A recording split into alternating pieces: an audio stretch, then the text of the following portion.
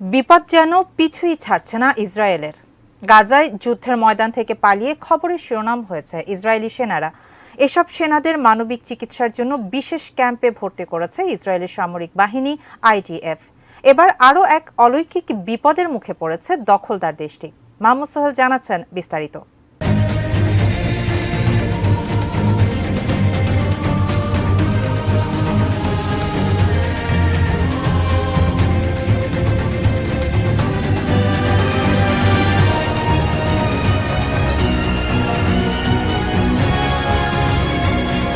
গাজা হবে ইসরায়েলের জন্য মরণ ফাঁদ, এমন সতর্কবার্তা আগেই দিয়েছেন সমরবিদরা, ঘটছেও তাই।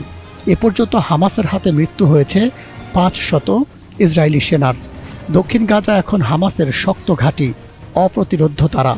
ফলে এখানে বারবার সেনা হারাচ্ছে IDF। এমনকি হামাসের ভয়ে যুদ্ধের মাঠ থেকে পালিয়ে এখন আলোচনায় ইসরায়েলের ভীতু সেনারা। গাজায় স্থল অভিযান ইসরায়েলের জন্য সহজ হবে না, সমরবিদদের সেই কথায় কান দেয়নি ইসরায়েল। ফলে বিপাকে আছে তারা। 7 অক্টোবর থেকে এ পর্যন্ত হামাসের হামলায় 5000 সেনা আহত হয়েছে।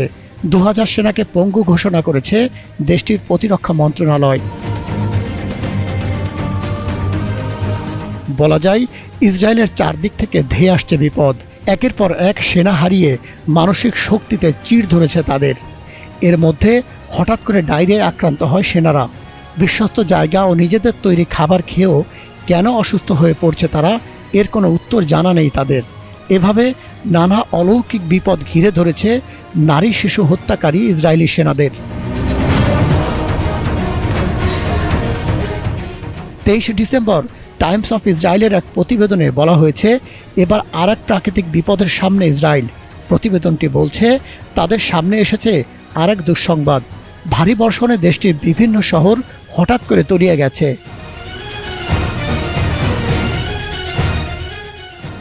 প্রতিবেদনে আরও জানা গেছে, ভারী বর্ষার কারণে উত্তরাঞ্চলের বিভিন্ন এলাকা পুরোপুরি অকার্যকর হয়ে পড়েছে। থমকে গেছে যোগাযোগ ব্যবস্থা। বিভিন্ন ভিডিওতে দেখা গেছে, অতি বর্ষণের কারণে সড়কে সৃষ্টি হয়েছে জলজট, দেখা দিয়েছে বন্যা, আটকে পড়েছে শত শত গাড়ি।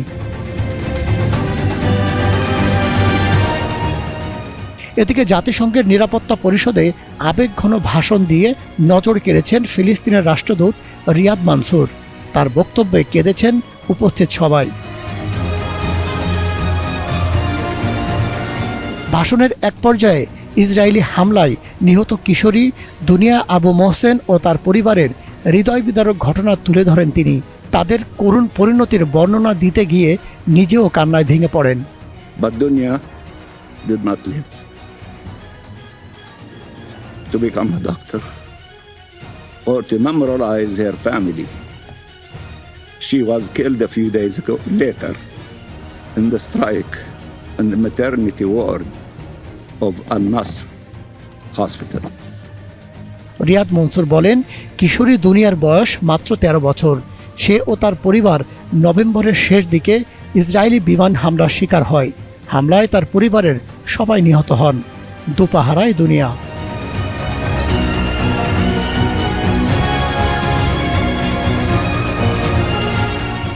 ইসরায়েলি হামলার বর্বরতার কথা তুলে ধরে চিকিৎসক হওয়ার স্বপ্নের কথা জানায় দুনিয়া।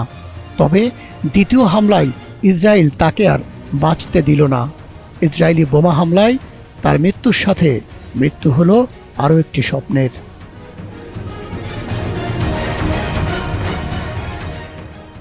Mahmud Sohel, ATN news.